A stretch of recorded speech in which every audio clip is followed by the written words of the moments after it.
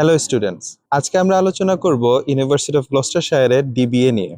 DBA এর full form হচ্ছে doctor of business and administration অথবা doctorate of business administration. University of Gloucestershire London থেকে প্রায় 2.5 ঘন্টার দূরত্বে অবস্থিত, প্রায় 112 মাইল। এটা গ্লস্টারশায়ারে অবস্থিত, যেটা বার্মিংহামের কাছাকাছি পড়ে। ইউনিভার্সিটি অফ গ্লস্টারশায়ার ডিবিএটা দুইটি ইনটেক আছে, একটি হচ্ছে ফেব্রুয়ারি আর একটি হচ্ছে অক্টোবর। এবং ইউনিভার্সিটি অফ গ্লস্টারশায়ারের সবচেয়ে আকর্ষণীয় বিষয় হচ্ছে এর টিউশন ফি, which is £9,550 পার ইয়ার। 4 বছরের এই কোর্সে পার ইয়ার হচ্ছে £9,550, which is the lowest in the UK. University of গ্লস্টারশায়ারের এন্ট্রি রিকোয়ারমেন্ট আমরা জেনে নিই এখন। আপনাকে অবশ্যই রিলেটেড ডিসিপ্লিন থেকে মাস্টার্স কমপ্লিট থাকতে হবে এবং আফটার এডুকেশন আপনার 2 ইয়ার্স ম্যানেজারিয়াল এক্সপিরিয়েন্স থাকতে হবে। আমি আগেও বলেছি, ডিবিএটা কিন্তু কোনো এন্ট্রি লেভেলের কোর্স না। এর জন্য এখানে মাস্টার্সের পরেও আপনাকে অবশ্যই 2 years post study extensive experience থাকাটা ম্যান্ডেটরি। এছাড়াও যাদের ইউকে ডিগ্রি নাই, ইন্টারন্যাশনাল স্টুডেন্টের কথা বলছি, তাদের আইএলটিএস রিকোয়ারমেন্ট হচ্ছে 6.5 এবং রাইটিং এ 6 থাকতে হবে।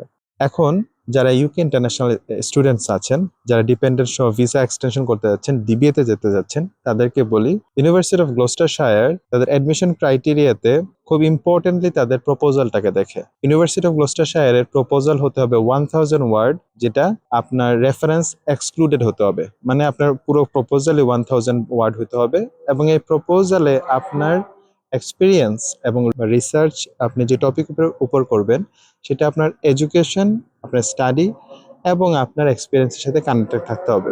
আপনি যখন অ্যাপ্লিকেশন সাবমিট করবেন, মনে রাখবেন আপনাকে একটা ইন্টারভিউ দিতে হবে প্রফেসরের সাথে। ইন্টারভিউ পাস করার পরেই আপনি ডিপোজিটে প্রোগ্রেস করতে পারবেন। মনে রাখবেন ইউনিভার্সিটি অফ গ্লস্টারশায়ারের ডিবিএ তে কোনো স্কলারশিপ নাই এবং পেমেন্ট হচ্ছে ফুল। এটা ডিফার করে ন্যাশনালিটি ওয়াইজ। বাংলাদেশি হলে অবশ্যই পেমেন্ট ফুল থাকবে এবং তারপরে আপনাকে প্রোগ্রেস করতে হবে।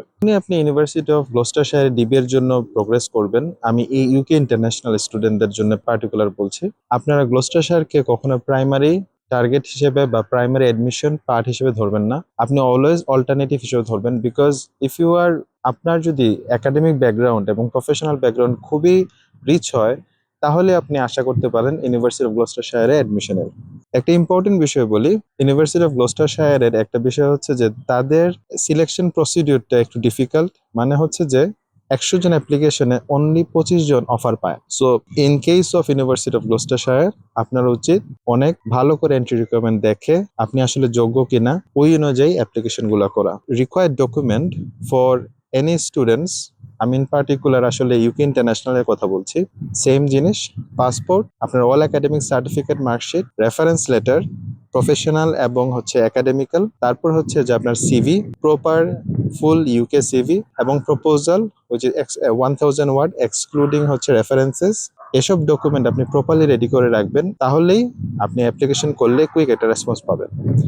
আশা করি এই ভিডিওতে আপনি ইউনিভার্সিটি অফ গ্লস্টারশায়ারের এন্ট্রি রিকোয়ারমেন্ট এবং ক্রাইটেরিয়া সম্বন্ধে ভালো করে বুঝতে পেরেছেন। আমরা পরবর্তী ভিডিওতে আর কোনো একটা ইউনিভার্সিটির ডিবি নিয়ে আলোচনা করব। ধন্যবাদ।